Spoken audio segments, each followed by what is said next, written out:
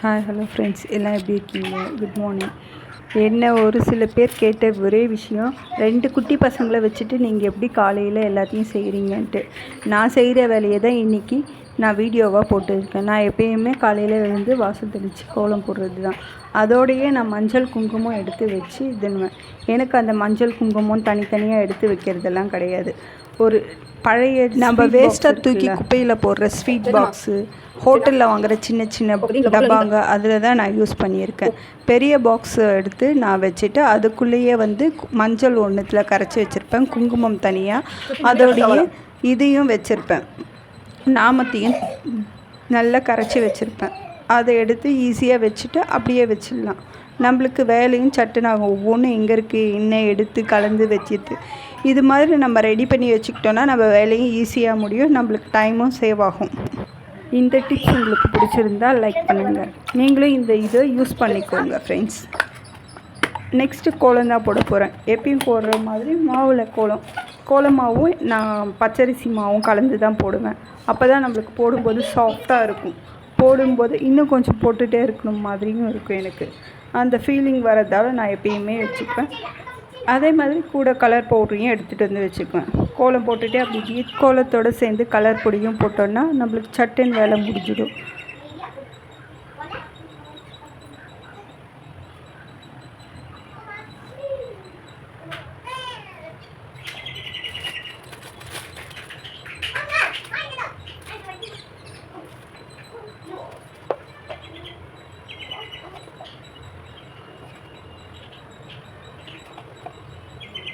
பின்னாடியே காக்கா குருவி கத்துற சத்தத்தோடு என் பசங்க கத்துற சத்தமும் கேட்குது அவங்களுக்கு.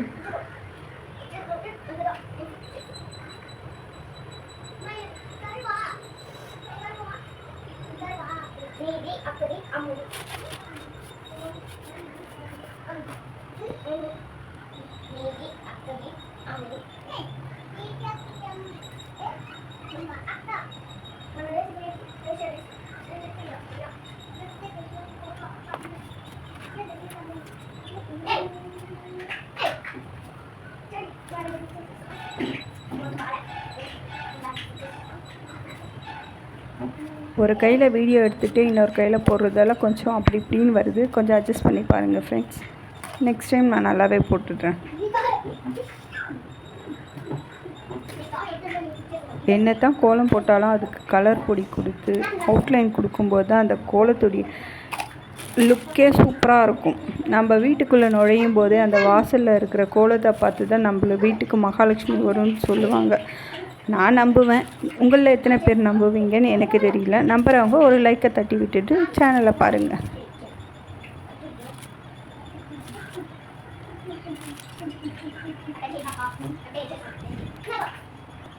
முக்கால்வாசி கோலம் முடிச்சாச்சு. அதுக்கப்புறம் நம்ம கொடுக்குற டீட்டெயிலில் தான் அந்த கோலம் அழகாகவே தெரியும். இன்னும் அழகாக தெரியறதுக்கு நான் டீட்டெயிலாக கொடுத்துருக்கேன். 10 டீட்டெயிலில் கொஞ்சம் கொடுத்துருக்கேன். அதோடவே கோலத்தோட பக்கத்துலேயே ஒரு விளக்கு போட்டால் இன்னும் நல்லாயிருக்கும். அதனால் அந்த விளக்கையும் போட்டுட்டு கிச்சனுக்குள்ளே போக வேண்டியது தான்.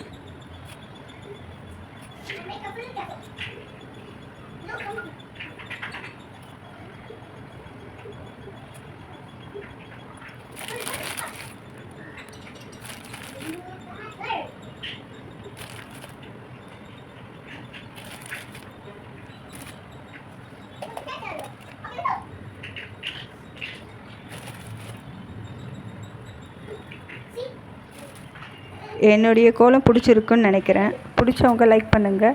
புதுசாக நம்ம சேனலில் பார்க்குறவங்க சப்ஸ்கிரைப் பண்ணுங்கள் ப்ளீஸ் வியூவர்ஸ்.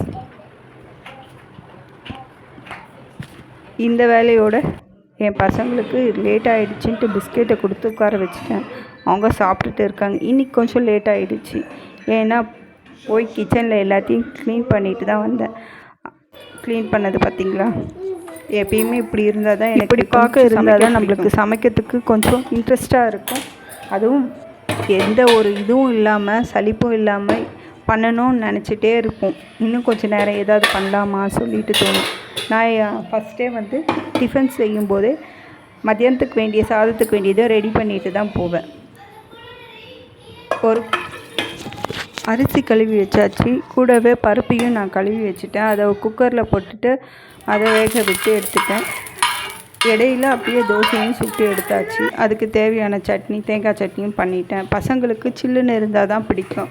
அதனால் ஃபஸ்ட்டு அவங்களுக்கு தோசையை சுட்டு வச்சுட்டு அதுக்கப்புறம் சூடாக பெரியவங்களுக்கு சூடாக இருந்தால் தான் சாப்பிட பிடிக்கும். ஸோ 3 பேருக்கு 3 பிளேட்டை வச்சுட்டேன். எல்லாம் சாப்பிட்டு முடித்த பிறகு நம்ம உட்காந்துட்டு பொறுமையாக சாப்பிட்லாம். பின்னாடி பசங்க வேறு டிவியை பார்த்துட்டு சவுண்டை வேறு வச்சுட்டு இருக்காங்க. என்ன சொல்கிறதுன்ட்டே தெரியல இவங்களெல்லாம்.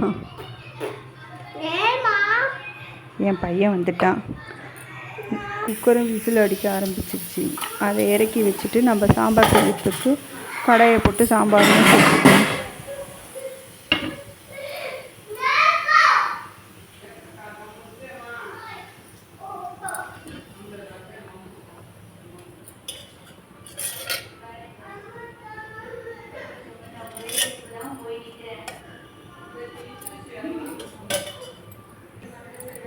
பாருங்கள், அரிசியும் வெந்து போயிடுச்சு. பாதி வேலை இப்பயும் மத்தியானம் லஞ்சுக்கானது ஓவர் ஆகிடுது. தோசையும் சுட்ட மாதிரி டிஃபனும் ஆயிடுச்சு. சாம்பார் போட்டு முடிச்சிட்டோன்னா அதுவும் முடிச்சிடும். ஓகே ஃப்ரெண்ட்ஸ், எத்தனை பேருக்கு இந்த கடுகு தாளிக்கிற வாசனை ரொம்ப பிடிக்கும்? எனக்கு ரொம்ப பிடிக்கும்.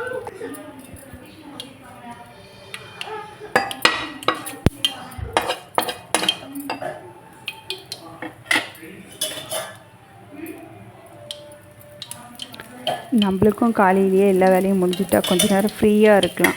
வேறு எதையாவது எக்ஸ்ட்ராவாக நம்மளுக்கு தேவையான எதையாவது வேலை செய்யறதுக்கு, இல்லை நம்மளே மோட்டிவேஷன் பண்ணுறதுக்கு, ஏதோ ஒன்று எக்ஸசைஸ் பண்ண எதுக்கானாலும் நம்மளுக்கு ரொம்ப டைம் இருக்கும். இது மாதிரி சட்டுன்னு முடிச்சுட்டா வேலையை.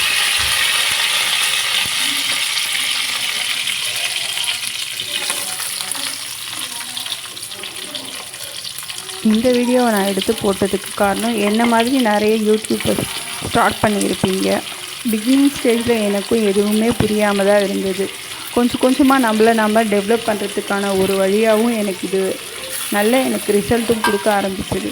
எனக்கு டைம் சேவ் ஆச்சு. நான் ஏதாவது இன்னும் என்ன பண்ணலாம், நெக்ஸ்ட்டு என்ன பண்ணலாம்னு யோசிக்கிறதுக்கும், என்னுடைய டைமை எப்படியெல்லாம் நான் ஸ்பெண்ட் பண்ணலாம், பசங்களோட எப்படி பண்ணலாம், நெக்ஸ்ட்டு பசங்களையும் நம்ம பார்த்துக்கணும், இதையும் பார்த்துக்கணுன்னும் போது கொஞ்சம் ஃபஸ்ட்டு ஸ்டார்டிங்கில் கஷ்டமாக தான் இருந்தது. அதுக்கப்புறம் கொஞ்சம் கொஞ்சமாக இப்படி எடுக்க எனக்கும் அது ஈஸியாக முடிஞ்சிருச்சு. எனக்கு முக்கால்வாசி லஞ்ச் ப்ரிப்பேர் பண்ணி முடிச்சாச்சு. உங்களோட பேசிகிட்டே வேலை செய்கிறதால எனக்கு சட்டுன்னு வேலை முடிகிற மாதிரியும் இருக்குது. எனக்கு கஷ்டமாகவும் தெரியல, ஈஸியாக முடிஞ்சிடுச்சின்னு நினைக்கிறேன். எல்லா வேலையும் சிங்கியும் எந்த க்ளீனாக தான் இருக்கும். எப்பயும் நம்ம சமைக்கும்போது விழுற 1-2 பாத்திரத்தை அப்பப்போவே கழுவி வச்சிட்டோம்னா ஷிங்க்கும் காலியாக இருக்கும். நம்மளுக்கு சமைக்கும்போது அப்படா இது சமைச்சு முடிச்சாச்சு, இன்னொன்று வேலை சாமான் தேய்க்கிறது தான் பெரிய டாஸ்க்காக இருக்கும். அது இல்லாமையே இருக்கிறதுக்கு இதுதான்.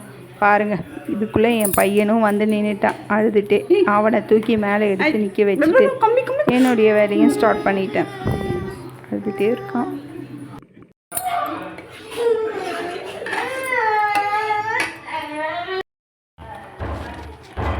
என் பையன் மாதிரி உங்கள் வீட்டில் பசங்களும் அழுதுகிட்டே நின்றுட்டு அவங்கள தூக்கி மேடையில் வச்சுட்டு இருக்கிறதுக்கும் பெரிய டாஸ்க் தான். எங்கள் வீட்டு சமையல் முடிஞ்சிடுச்சு.